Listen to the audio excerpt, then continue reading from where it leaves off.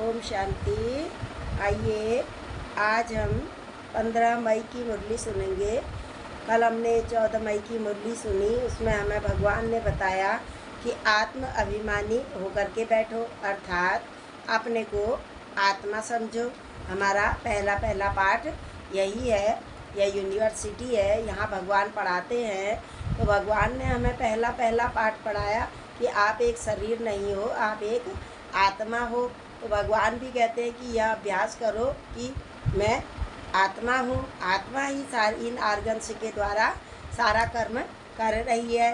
कानों के द्वारा सुन रही है, आँखों के द्वारा देख रही है, मुख के द्वारा बोल रही है, पैरों के द्वारा इस पूरे ही शरीर को चला रही है। यानी कि आत्मा राजा है और यह सारी कर्मेंद्रियाँ सब मेरी कर्मचारी हैं। मैं इनको यह वैसे ही चलेंगी जैसे मैं इनको चलाना चाहूँगी। तो बाबा ने बताया कि पहले आत्माभिमानी होकर के बैठो और दूसरों को भी यही अभ्यास कराओ कि आप एक शरीर नहीं हो, आत्मा हो। फिर बाबा ने कहा ज्ञान सुनाना, किस हालत में ज्ञान सुनाना चाहिए। बाबा कहते ज्ञान सुनाने के लिए बहुत खुशी होनी चाहिए। यानी कि तो बाबा ने कहा ज्ञान तुम्हें भी पहले ज्ञान का मनन और चिंतन करना है, अर्थात विचार सागर मंथन करना है पहले कि परमात्मा हमें जो सुना रहे हैं वह सत्य है या जो हमने भक्ति में सुना वह सत्य है। तो बाबा ने कहा पहले विचार सागर मंथन करो।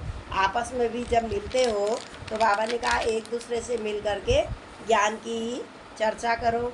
और या तो उसके बाद बाबा ने कहा रूरिहान करते हुए अच्छी रीति बुद्धि में पहले अपने की बुद्धि में बैठाओ, उसके बाद अन्य आत्माओं को यह ज्ञान देना है, क्योंकि यह ज्ञान बिल्कुल ही नया है। तो इसलिए सबकी बुद्धि में एकदम से नहीं बैठता है। तो बाबा ने इसके और फिर बाबा ने कहा ज्ञान सुनाने में सुस्ती, आलस्य, अलबेलापन, बाबा ने कहा ये नहीं होना चाहिए। हम स्वयं खुशी से यह परमात्मा का ज्ञान सुनाएंगे तो अन्य आत्माएं भी इसको अवश्य ही सुनेंगी। फिर बाबा ने कहा ज्ञान को ही अंदर में घोटना है, यानी कि उस पर विचार सागर मंथन करना है और सदा इसी नशे में रहना है कि हम भगवान के बच्चे हैं। परमात्मा इस समय हमें 3 रूपों में मिले हुए हैं। पिता के द्वारा हमारी पालना हो रही है, शिक्षक के रूप में हमें परमात्मा पढ़ा रहे हैं और सद्गुरु के रूप में हमें परमात्मा ने वो कहा है कि मैं तुम्हें पावन बना करके सतयुगी दुनिया में लेके जाऊंगा।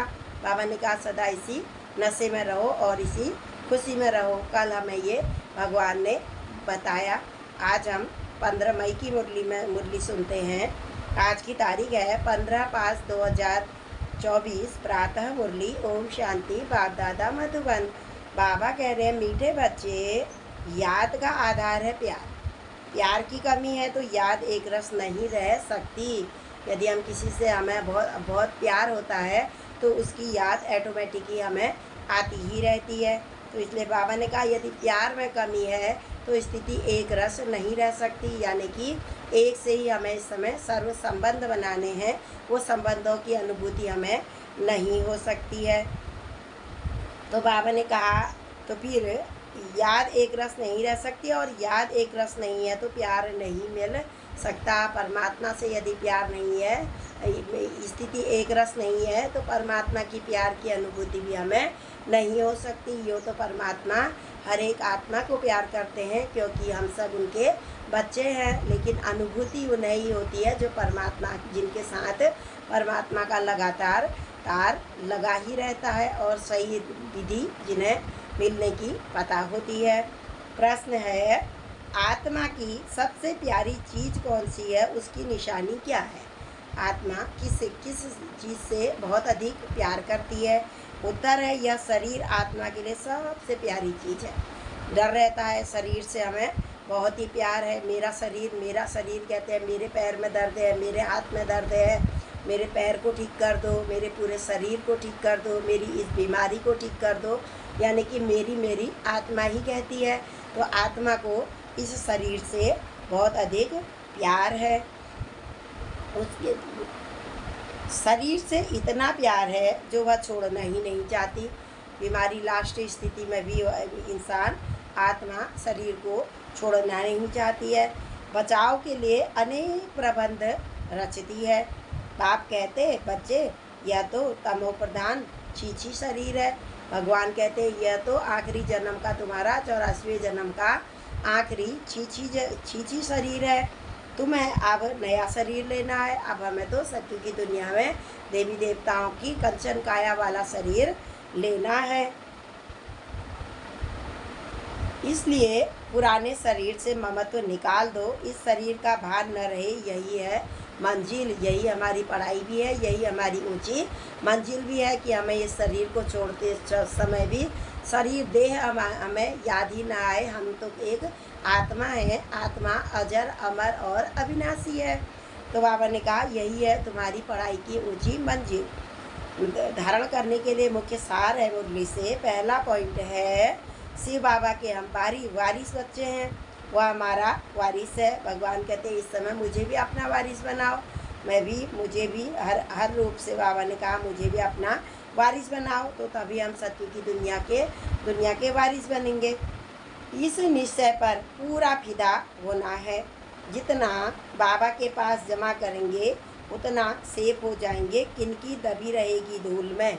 बाबा ने कहा किनकी दबी रहेगी धूल में, किनकी राजा खाए, सफल होगी उनकी जो धनी के नाम लगाए। इस समय बाबा कहते हैं अपना तन मन धन जो तुमने भक्ति में गाया हुआ था उसे सफल करो, क्योंकि कभी भी अचानक विनाश हो सकता है और दबी ही रह जाएगी। सारा तन बाबा ने कहा जितनी भी माया है सब धन दौलत जो भी है सब यहीं पर ही रह जाने वाली है। अचानक का पाठ बाबा हमें पाठ पढ़ाते हैं। कभी भी हो सकता है अचानक। बाबा कहते हैं एवर रेडी, हमेशा तैयार रहो। दूसरा है कांटों से फूल अभी ही बनना है। सत्य की दुनिया में नहीं बनेंगे। यहीं से हमको कांटों से फूल बन करके सत्य की दुनिया में जाना है। अर्थात फूल सबको खुशबू देता है, सबको मोहित करता है। तो बाबा ने कहा एक रस याद और सर्विस से बाप के प्यार का अधिकारी बनना है। एक से ही सर्व संबंधों की अनुभूति करते हुए परमात्मा के हमको प्यारा बनना है। दिन प्रतिदिन याद में कदम आगे बढ़ाते ही रहना है। यानी कि अपने पुरुषार्थ को, क्योंकि समय बहुत नज़दीक है, पुरुषार्थ को बढ़ाते ही रहना है। आज का मधुर वरदान है भगवान का हमारे लिए। अपने पुरुषार्थ की विधि में स्वयं की प्रगति का अनुभव करने वाले सफलता के सितारे भव। अपने पुरुषार्थ की विधि में अब खुद ही चेकिंग करनी है कि हमारा पुरुषार्थ कैसा चल रहा है, हम कितनी अधिक पाई। क्योंकि यह तो यूनिवर्सिटी है, इसमें हमें देखना है कि हम कितनी मेहनत कर रहे हैं, कितनी हम यह पढ़ाई पढ़ रहे हैं। अपने पुरुषार्थ की विधि में स्वयं की प्रगति का अनुभव करने वाले सफलता के सितारे भव। जो अपने पुरुषार्थ की विधि में स्वयं की प्रगति व सफलता का अनुभव करते हैं वही सफलता के सितारे हैं। उनके संकल्प में स्वयं के पुरुषार्थ प्रति भी कभी पता नहीं होगा या नहीं होगा, कर सकेंगे या नहीं कर सकेंगे, या असफलता का अंश मात्र भी नहीं होगा। जिन्हें यह अनुभूति होगी, बाबा कहते हैं तुम्हारे लिए कोई भी कार्य असंभव नहीं है। एक बार भी यह संकल्प नहीं आएगा कि मैं यह कार्य कर सकूंगी या नहीं कर सकूंगी। अंश मात्र वो स्वयं प्रति सफलता के अधिकार के रूप में अनुभव करेंगे।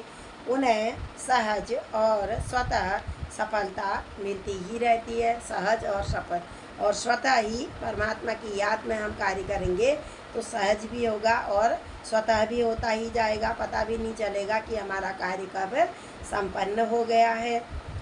स्लोगन है आज का, सुख स्वरूप बनकर। बाबा कहते सुख देने वाले नहीं, सुख का स्वरूप बनेंगे तो हमें देख करके अन्य आत्माएं भी इस ज्ञान को अवश्य ही सुनेंगी। सुख स्वरूप बनकर सुख दो तो पुरुषार्थ में दुआएं ऐड हो जाएंगी। तो किसी को भी सुख देना, किसी का भी कार्य करना, मदद करने से सफलता से बाबा ने कहा दुआएं स्वतः ही मिलती जाएंगी और वह तुम्हारे पुरुषार्थ में ऐड होती ही जाएंगी। यानी कि हमारा पुरुषार्थ आगे की ओर बढ़ता ही जाएगा। अन्य आत्माओं की दुआएं भी जब हमें मिलती ही रहेंगी, इसलिए बाबा कहते हैं न दुख दो और न दुख लो। अच्छा, ओम शांति, ओम शांति, ओम शांति।